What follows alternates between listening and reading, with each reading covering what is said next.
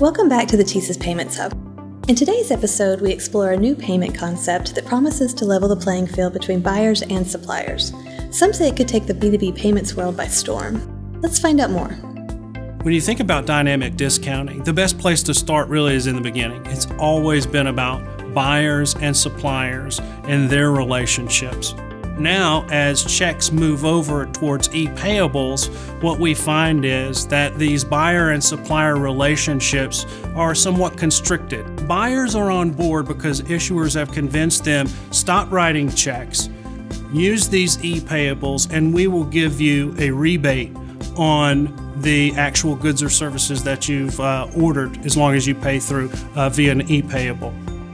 Dynamic discounting really is a way to get back to the relationships that the buyers and suppliers had. So now suppliers can say, hey, you know what? I will accept this e-payable rather than a check as long as these terms are met. Buyers benefit from the same value proposition.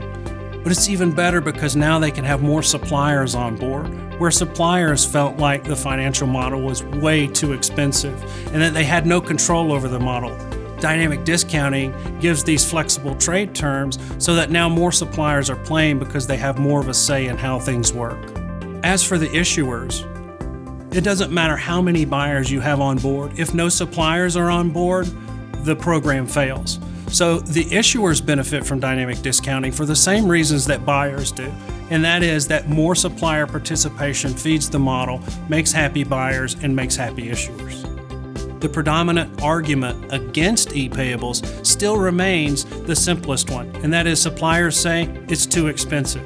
And so what dynamic discounting does, hopefully, is allow the flexibility for suppliers to even out the scales of the business model so that more suppliers are able to play. It's not too expensive anymore. We see a future in which the supplier dictates many more of the terms that determine the environment in which they will play.